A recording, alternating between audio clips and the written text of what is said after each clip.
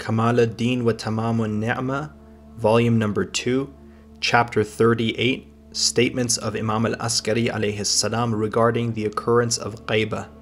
Hadith number 1, from Ahmad bin Ishaq bin Sa'd al-Ashari, that he said, I went to Imam Hasan al-Askari alayhi salam and wanted to inquire about his successor.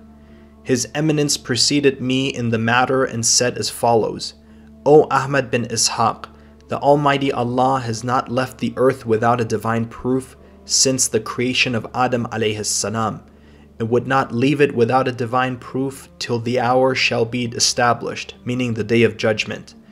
Through the divine proof, calamities are repelled from the inhabitants of the earth, rain falls, and the bounties of the earth come out. After hearing these words, Ahmad asked His Eminence, Who is the Imam and Caliph after you? Imam Hasan al-Askari alayhi salam rose from his seat and hurried inside his house and returned after a short while, in such a way that upon his neck, on his shoulders sat a boy, whose face seemed to be like the full moon, and it seemed that he was 3 years old. After that, His Eminence Imam Hasan al-Askari alayhi salam had said, O Ahmad, if you were not having a special and exalted position before Allah and the proof of Allah, I would not have shown you this son of mine to you. His name and patronym is the same as that of the Messenger of Allah sallallahu alaihi wasallam. He would fill the earth with justice and equity as it would be fraught with injustice and oppression.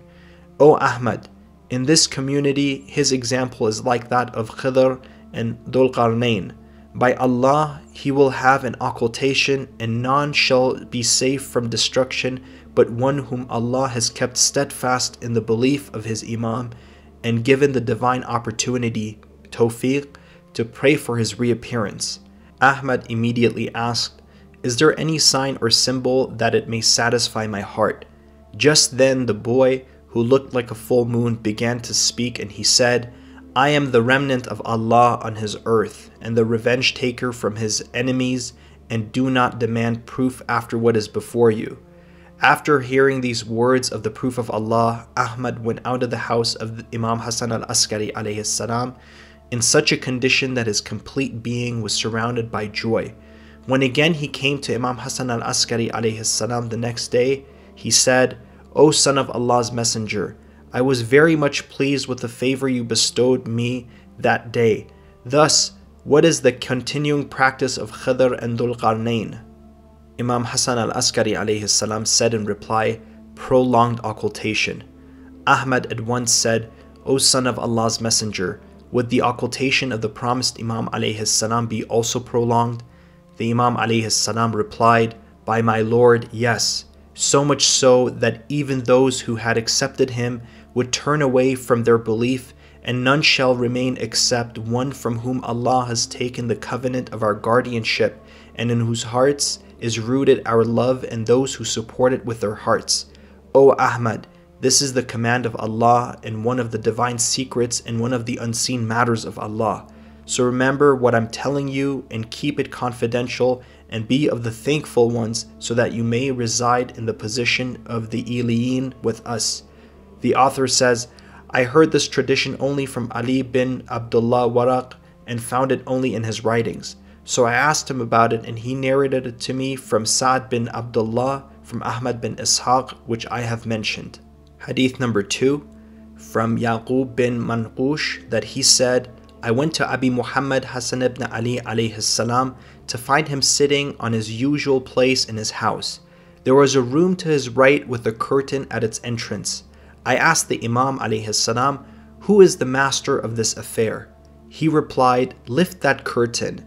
When I lifted the curtain, I saw a boy aged 8 or 10 years, having a broad forehead, fair complexion, pearl-like upper lip, soft and clear palms, broad shoulders, long knees, a mole on the right cheek, hair reaching to the forehead, came out and went on to sit in the Imam's lap.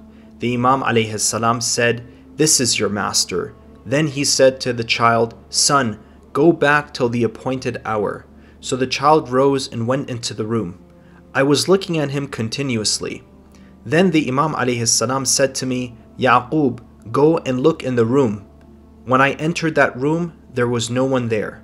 Hadith number 3, Imam Abu Muhammad alayhi salam had said, "They thought that they could plan to murder me so that my progeny may be cut off, and the Almighty Allah rendered their word and their plots ineffective, and thanks and gratitude is to Allah the High." Hadith number 4, Imam Abu Muhammad al-Askari alayhi salam had said, "You are pregnant with a male whose name is Muhammad, and he is the Qa'im alayhi salam after me." Hadith number 6 from Abi Ghanim, that he said, "I heard Imam Abu Muhammad Hassan bin Ali alayhi salam say, 'My Shias will divide up in the year 260. In that year, Abu Muhammad alayhi salam passed away, and his Shias and supporters went different ways. Some of them followed Ja'far, some of them went astray and were seized by doubts. Some of them remained on their perplexity, and some of them remained steadfast on their religion through the help of Allah, the Mighty and Sublime." Hadith number 7 from Ahmad bin Ishaq bin Sa'id, that he said, "I heard Abu Muhammad Hassan ibn Ali alayhi salam say, 'All praise is due to Allah, the one who did not take me from the world until he showed me the heir after me, the one who from all of us is most resembling the Messenger of Allah sallallahu alayhi wa alihi in his physique and in his character. May Allah the High protect him in his occultation and then manifest him, so that he may fill the earth with justice and equity as it would be fraught with injustice and tyranny.'" Hadith number 8 from Musa bin Ja'far bin Wahab Baghdadi had said, "I heard Abu Muhammad Hassan ibn Ali alayhi salam say, 'As if I can see you disputing after me with regard to my successor.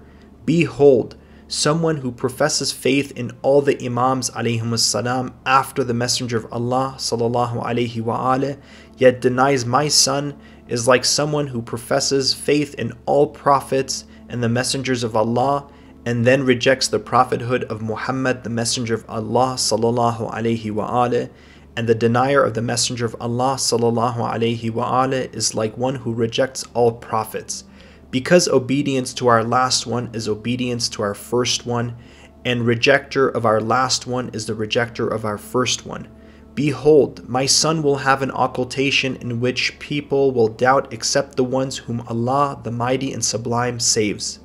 Hadith number 9, I heard Muhammad bin Uthman al-Umari say, "I heard my father say, Abu Muhammad al-Hassan ibn Ali alayhi salam was asked, while I was with him, about traditions narrated from his forefathers, peace be upon them, that the earth does not remain without the proof of Allah on his creatures until the judgment day, and that if anyone dies without the cognition of the Imam of his time, he dies the death of a pagan.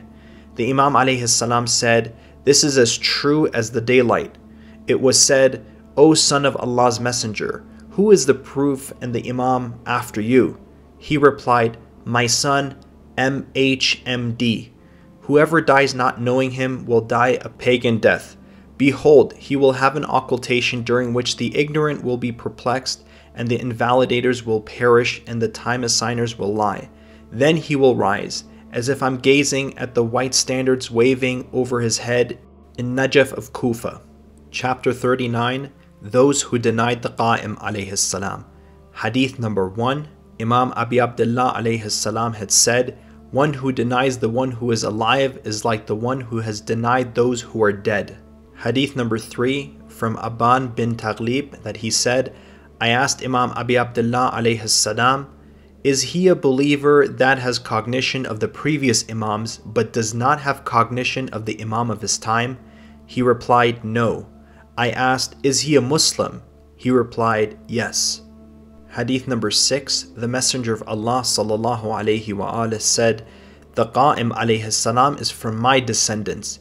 His name is the same as mine, and his patronym is the same as mine. His appearance is like my appearance, and his practice is like my practice. He will establish the people on my religion and my law and call them to the book of my Lord, the Mighty and the Sublime.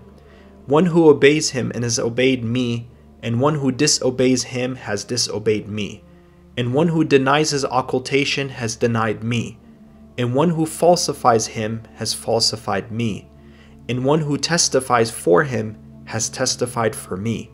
I would complain to Allah about those who falsify me in my affair and those who mislead the people, and the oppressors would soon realize where they would be returned when they are sent back.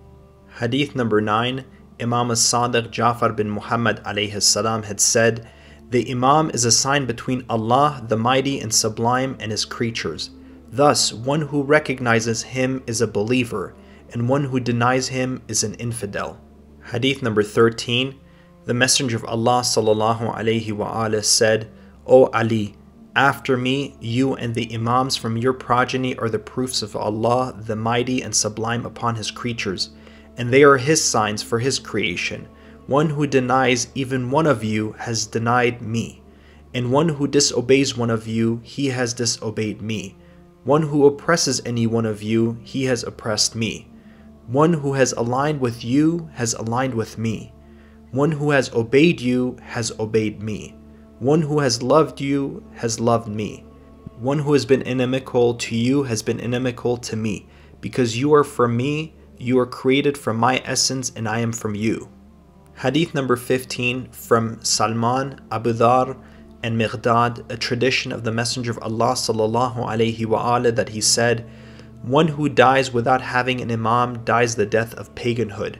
Then he mentioned this tradition to Jabir and Ibn Abbas, who said, "They've said the truth and they are the doers of good."